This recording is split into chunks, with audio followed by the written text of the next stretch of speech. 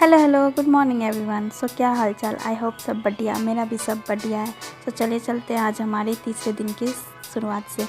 तो आज डे 3 था मेरे चैलेंज का। तो मैं 7:30 बजे उठ गई थी, जिसमें मुझे पढ़ाई करना था स्टार्टिंग के 1 घंटे, क्योंकि मुझे ये सब करना था। और ये अरेंज करके, मेरा रूम बहुत बिखरा हुआ रहता है सोर्स वर्स, तो उसे अरेंज करके मैं पढ़ने के लिए बैठ गई।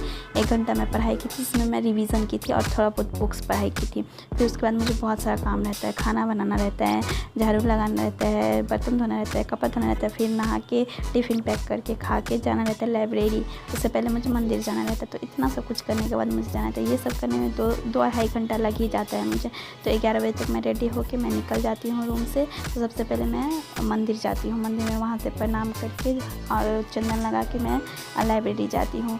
लाइब्रेरी जाने के बाद मैं स्टार्ट करती हूँ अपना आगे का सेशन। तो ये मेरा लाइब्रेरी है और फिर इसे मैं सबसे पहले अरेंज करती हूँ। सारा सामान एक जगह सारा रख लेती हूँ और ये मेरा कैबिन है।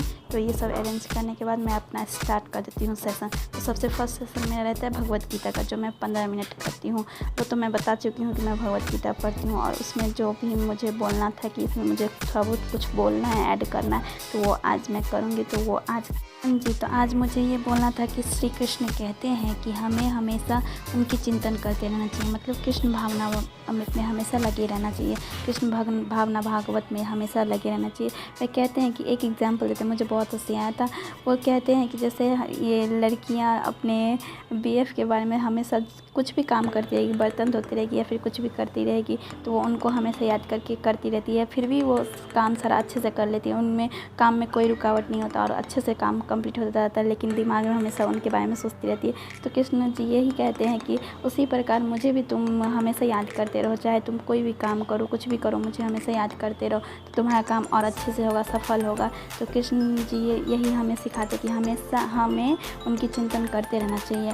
और वे बहुत कुछ हमें सिखाते हैं, बहुत कुछ भगवद गीता में बहुत कुछ था। जैसे कि अगर उनसे जुड़े रहना है, तो जैसे हमारा मन ये है कि हमारे इंद्रियों पे कंट्रोल नहीं होता, इधर से उधर भटकता रहता है। तो इसके लिए हमें ये ज़रूरी है कि हमारा मन एक जगह रहे। तो हमेशा तो हम लोग कृष्ण जी से हमेशा अट्रैक्ट नहीं होता, कभी ना कभी तो दिमाग से निकलेगा ही। तो इसके लिए वे ये कहते हैं कि हमेशा जुड़े रहने के लिए हमें सत्संग सुनना चाहिए या फिर उनसे रिलेटेड चीज़ें करना चाहिए, यज्ञ करना चाहिए। यज्ञ से बहुत ज़्यादा फ़ायदा होता है, उससे वर्षा आती है, जिससे हम लोग डिपेंड रहते हैं भोजन पे। वैसे ही वो भोजन वर्षा पे डिपेंड रहती है, क्योंकि विदाउट पानी तो कुछ हो नहीं सकता है, इसीलिए यज्ञ करना भी बहुत ज़रूरी होता है। तो यही सब बताते हैं कृष्ण जी कि क्या क्या करना चाहिए। तो यही रहा आज का मेरा ज्ञान, ये लास्ट था। उसके बाद मैं क्लास स्टार्ट की थी, क्लास की थी मैं।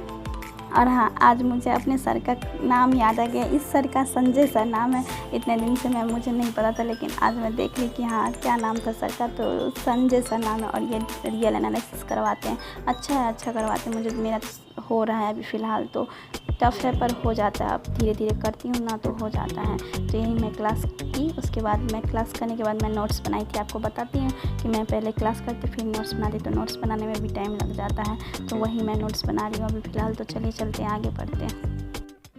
वैसे तो मेरे ये चैलेंज का ये 3rd डे था और ये हो भी रहा था। मुझे तो अच्छा लग रहा था, क्योंकि जब चैलेंज कोई लो और वो हो जाए, ऐसा नहीं है कि पूरा कंप्लीट हो ही जाता था, थोड़ा बहुत रह जाता है। अब वो कितना भी इंसान करे तो थोड़ा बहुत तो रह ही जाएगा। वैसे भी इंसान अपने औकात से ज़्यादा बाहर सोचता है, तो इसीलिए तो सही है। मेरा तो सही चल रहा था, 3 दिन तो सही चला। अब आगे का 4 दिन भी सही चले तो अच्छा है। अभी 7 दिन का मैं चैलेंज ली थी, तो मैं मनाती हूँ कि हो जाए मेरे से, बस और कुछ नहीं चाहिए मुझे। तो यही मैं अभी नोट्स बना रही थी। नोट्स बनाने के बाद मैं डीपीपी सॉल्व करती हूँ।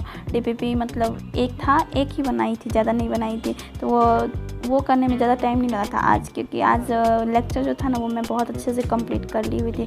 और इजी भी था वो लेक्चर, क्योंकि वो बेसिक था, इसीलिए वो इजी था।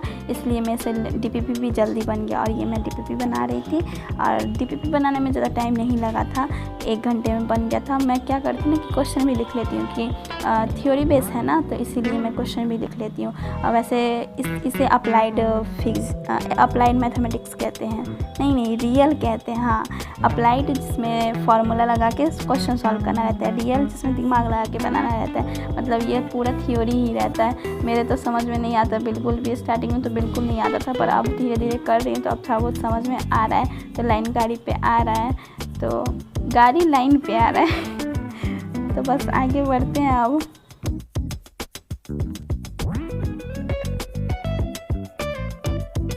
हाँ, तो ये सब करने के बाद मैं लाइब्रेरी से निकल के सीधे मंदिर जाती हूँ। मंदिर जाके वहाँ प्रणाम वगैरह करके मैं वापस घर आ जाती हूँ। घर आने के बाद मुझे पता चलता है कि मेरी रूममेट को काम है, तो इसलिए मैं ना दोबारा उनके साथ गई थी। ये उनको केक के दुकान पे कुछ काम था, तो वही करवाने के लिए गई थी।